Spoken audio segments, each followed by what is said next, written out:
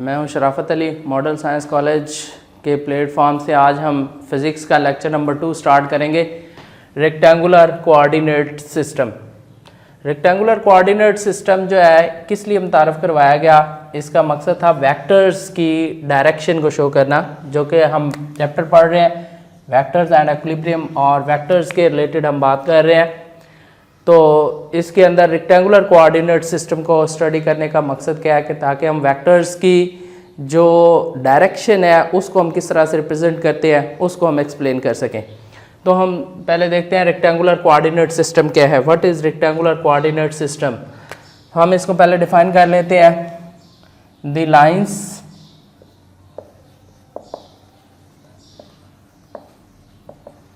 which are perpendicular to each other, which are perpendicular to each other are called the coordinate axis। coordinate axis कहलाती हैं। And this system of coordinate axis called rectangular coordinate system।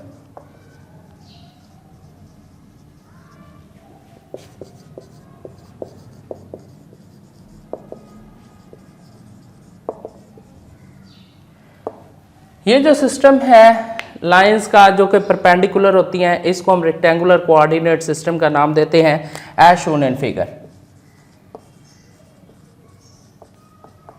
जिस तरह से figure में show किया गया है, ये लाइंस दो लाइंस भी परपेंडिकुलर हो सकती हैं, तीन भी हो सकती हैं। तो हम पहले दो लाइंस के ऊपर हम बात कर लेते हैं। ये हमारे पास ये लाइन है और एक ये लाइन है। हमारे पास दो लाइंस हैं जो कि म्यूचुअली परपेंडिकुलर हैं। इन लाइंस को हम नाम देते हैं कोऑर्डिनेट एक्सिस, और इस कोऑर्डिनेट एक्सिस का ये जो सिस्टम है that's called the rectangular coordinate system. ये रेक्टेंगुलर कोऑर्डिनेट सिस्टम कहलाता है। अब वो पॉइंट जहां पर ये इंटरसेक्ट कर रही हैं एक दूसरे को, the point of intersection of the lines called the origin. Origin कहलाता है इन दोनों लाइंस का जहां पर ये इंटरसेक्ट करती हैं, इसको हम पॉइंट ऑफ इंटरसेक्शन का हम नाम देते हैं। इसके बारे में हम आगे डिटेल से चलते हैं। The point of intersection, point of intersection of these lines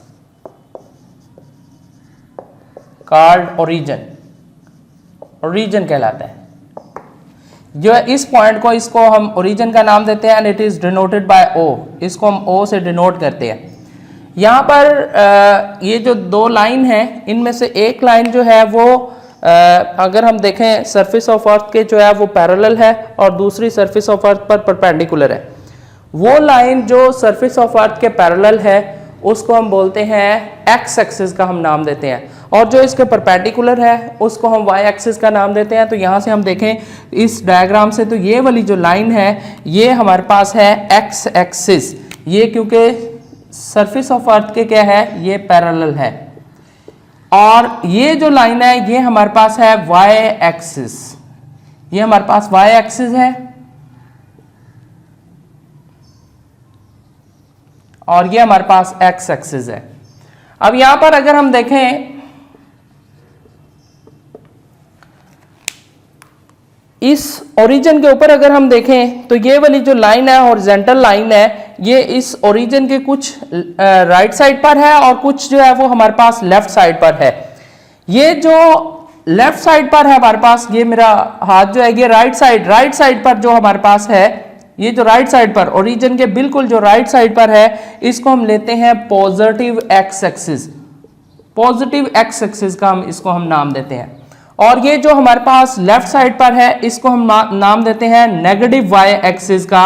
ये नेगेटिव एक्स एक्सिस है हमारे पास, इसको हम नेगेटिव एक्स एक्सिस का नाम देते हैं। इसी तरह से इस ओरिजिन के ये जो y एक्सिस है हमारे पास, इसका जो अपर साइड है इसको हम पॉजिटिव y एक्सिस कहते हैं, और ये जो नीचे है इसको हम नेगेटिव y एक्सिस का हम नाम देते हैं। ये हमारे पास है रेक्टेंगुलर कोऑर्डिनेट सिस्टम। इसके अंदर 4 कोऑर्डिनेट बनते हैं जो कि इक्वली जो है वो डिवाइड करते हैं। अगर हम बात करें सरफेस ऑफ अर्थ की, तो सरफेस ऑफ अर्थ के अगर हम रेक्टेंगुलर कोऑर्डिनेट्स बनाएं, 2 रेक्टेंगुलर कोऑर्डिनेट सिस्टम में प्लेन के अंदर अगर हम इसको डिवाइड करें तो हमारे पास 4 इक्वल पार्ट्स बनते हैं। इनमें फर्स्ट जो क्वाड्रेंट है इसको हम लेते हैं पॉजिटिव एक्स एक्सिस से, एंटी क्लॉकवाइज हम लेते हैं और इसको हम बोलते हैं फर्स्ट क्वाड्रेंट का नाम हम देते हैं इसको, फर्स्ट क्वाड्रेंट का हम नाम देते हैं इसको फर्स्ट क्वाड्रेंट। इसी तरह से एंटी क्लॉकवाइज अगर हम आए तो ये वाला जो होता है हमारे पास पॉजिटिव y और नेगेटिव एक्स एक्सिस के दरमियान, इसको हम सेकंड क्वाड्रेंट का हम नाम देते हैं। ये हमारे पास है सेकंड क्वाड्रेंट। और नेगेटिव एक्स एक्सिस और नेगेटिव y एक्सिस के दरमियान जो है ये हमारे पास थर्ड क्वाड्रेंट होगा, थर्ड क्वाड्रेंट होगा। इसी तरह से पॉजिटिव x और नेगेटिव y एक्सिस के दरमियान जो क्वाड्रेंट होता है ये हमारे पास फोर्थ क्वाड्रेंट होता है। ये हमारे पास कोऑर्डिनेट सिस्टम एक सिंपल डायग्राम बना के हमने एक्सप्लेन किया है। दोबारा से मैं बता देता हूं कि lines which are mutually perpendicular to each other called the coordinate axis, और इस कोऑर्डिनेट एक्सिस का जो सिस्टम है इसको हम रेक्टेंगुलर कोऑर्डिनेट सिस्टम का हम नाम देते हैं। ये लाइंस जहां पर एक दूसरे को इंटरसेक्ट करती हैं which is called the origin, origin कहलाते हैं। ये जो लाइन जो होती है जो जमीन की सरफेस के पैरेलल होती है उसको हम एक्स एक्सिस, राइट साइड को हम पॉजिटिव एक्स एक्सिस बोलते हैं। ओरिजिन के जो राइट साइड पर होता है उसको पॉजिटिव एक्स एक्सिस, और जो लेफ्ट साइड पर होता है वो हमारे पास नेगेटिव एक्स एक्सिस होता है। इसी तरह से वो लाइन जो सरफेस ऑफ अर्थ के परपेंडिकुलर होती है इसको हम वाई एक्सिस, और ओरिजिन का अपर साइड जो होता है वो क्या कहलाता है पॉजिटिव वाई एक्सिस, और नीचे वाले साइड क्या कहलाता है नेगेटिव एक्स एक्सिस के नाम से हम इसको कहते हैं, इसको हम नाम देते हैं। ये हमारे पास था रेक्टेंगुलर कोऑर्डिनेट सिस्टम। अब अगर हमने वेक्टर की डायरेक्शन शो करनी है तो उसके लिए हमारे पास 2 ऑप्शंस होती हैं, एक तो है प्लेन के अंदर और दूसरा हमारे पास है स्पेस के अंदर। हम पहले बात कर लेते हैं प्लेन की, हम पहले बात कर लेते हैं कि प्लेन के अंदर हम किस तरह से रिप्रेजेंट करते हैं। फॉर प्लेन हम डिस्कस कर लेते हैं पहले।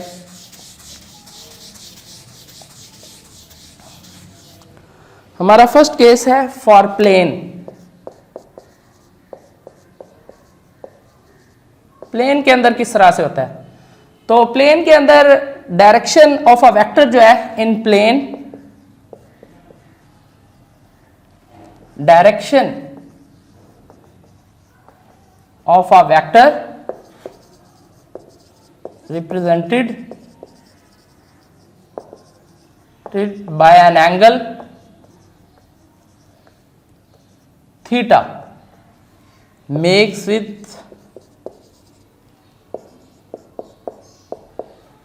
with positive x axis as shown in figure।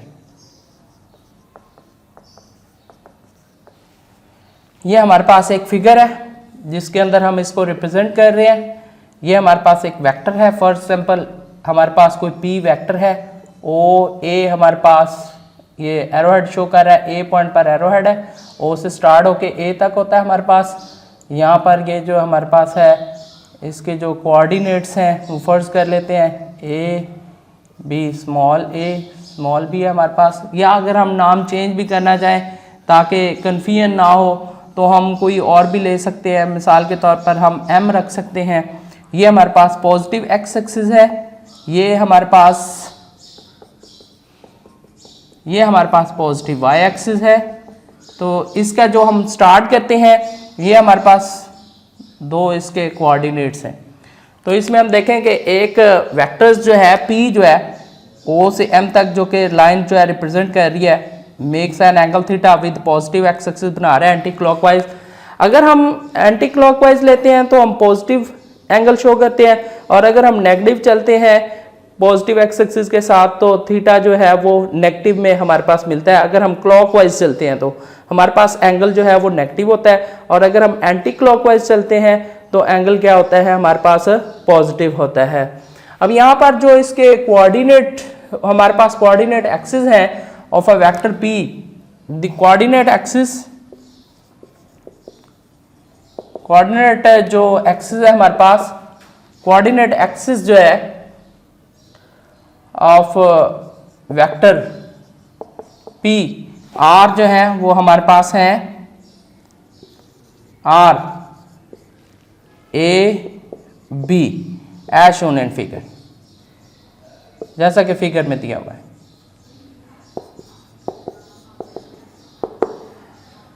ये हमारे पास होता है फॉर प्लेन के लिए। प्लेन के अंदर क्या होता है, जस्ट दो एक्सिस होते हैं हमारे पास, एक एक्स और एक क्या होता है, वाई होता है।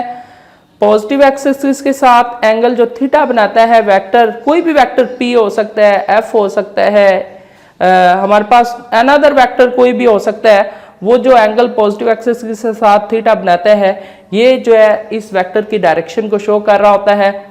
और ये थीटा पॉजिटिव होता है जब हम इसको पॉजिटिव एक्सिस के साथ एंटी क्लॉकवाइज लेते हैं, और ये थीटा की वैल्यू नेगेटिव होती है जब हम इसको पॉजिटिव एक्सिस के साथ क्लॉकवाइज लेंगे। तो ये था फॉर प्लेन के लिए। इसके बाद हम डिस्कस करते हैं फॉर स्पेस। स्पेस के अंदर क्या होता है, स्पेस के अंदर हम बात कर लेते हैं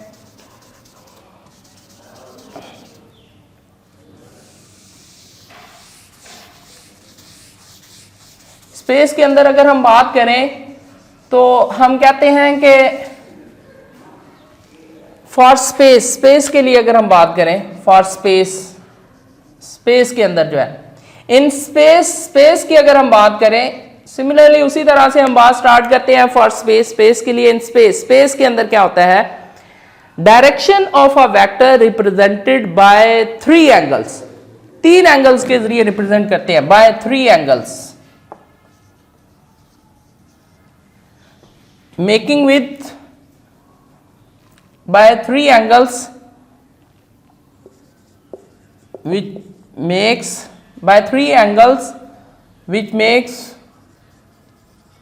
with positive x axis, positive y axis and positive z axis respectively, as shown in figure।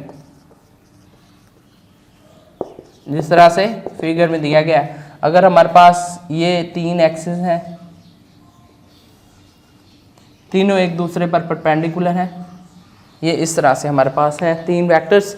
जिस तरह से अगर हमारे पास रेक्टेंगुलर कोऑर्डिनेट सिस्टम वो जस्ट ये होता है, जिस तरह से ये मैं बना रहा हूँ, ये हमारे पास प्लेन के अंदर ये एक्स एक्सिस होता है और ये हमारे पास वाई एक्सिस है। अगर हम देखें इसको ज़मीन के ऊपर भी लेके जाएं तो हमें नज़र आएगा कि ये ज़मीन की सरफेस के पैरेलल है और ये इसके ऊपर परपेंडिकुलर है।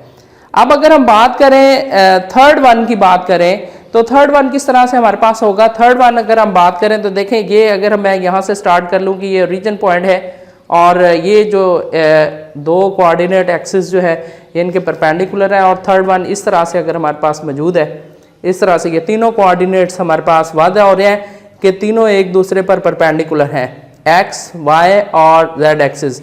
अगर हम स्पेस के अंदर बात करें तो ये वाला जो ऊपर वाला होता है हमारे पास वेक्टर, इसको हम इस तरह से डायग्राम के ऊपर इस तरह से हम रिप्रेजेंट कर लेते हैं। हमारे पास हम कंसीडर करते हैं कि ये हमारे पास है एक्स एक्सिस, ये हमारे पास वाई एक्सिस और ये हमारे पास है जेड एक्सिस। तो अगर हमारे पास ये अगर एक वेक्टर है, कोई भी पी वेक्टर है, तो इसके पॉइंट्स जो है ओ से एम जो है वो क्या होंगे, ये तीन एंगल्स के जरिए होगा। एक ये एंगल, एक हमारे पास ये वाला एंगल होगा और एक हमारे पास ये वाला एंगल होगा। जो एक्स एक्सिस के साथ एंगल होता है उसको हम अल्फा का नाम देते हैं, जो वाई एक्सिस के साथ हमारे पास एंगल होता है उसको हम बीटा, और जो जेड एक्सिस के साथ होता है इसको हम गैमा का नाम देते हैं।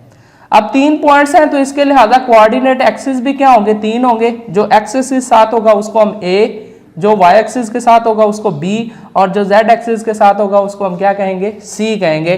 तो इस तरह से रेक्टेंगुलर कोऑर्डिनेट्स जो है या कोऑर्डिनेट एक्सिस अगर हम कहें कि कोऑर्डिनेट एक्सिस जो है ऑफ वेक्टर पी, आर जो है हमारे पास क्या होंगे, एम जो है ए बी सी, ये हमारे पास होंगे एज शोन फिगर, जिस तरह से फिगर में हमें दिखाया गया है। अब ये अल्फा बीटा और गैमा आप देख रहे हैं कि ये हमारे पास दोनों इस तरह से हमारे पास ये एंटी क्लॉकवाइज चल रहे हैं, ये क्लॉकवाइज चल रहा है। तो ये हमने देखना है कि पॉजिटिव एक्स, पॉजिटिव वाई और पॉजिटिव जेड एक्सिस से ये किस तरफ से करीब है, उस तरफ से हम इसको जो है वो एंगल लेते हैं। जिस तरह से ये एक्स एक्सिस में अगर हम देखें तो ये इधर से करीब हमें लग रहा है, वाई एक्सिस इधर से है, जेड एक्सिस इधर से है। अगर हम ये भी एंटी क्लॉकवाइज लेंगे तो ये बड़ा हो जाएगा, लिहाजा जो करीब एक्सिस होगा वेक्टर के वही एंगल हमने लेना होता है। तो आज का टॉपिक हमारा यहाँ तक ही है। सबसे पहले हमने डिस्कस किया रेक्टेंगुलर कोऑर्डिनेट सिस्टम, फिर हमने बताया मैंने आपको कि इसका पहले नंबर पे मैं बताया कि पर्पस क्या है कि डायरेक्शन ऑफ वेक्टर को शो करना, कि वेक्टर की डायरेक्शन किस तरह से हम रिप्रेजेंट करते हैं।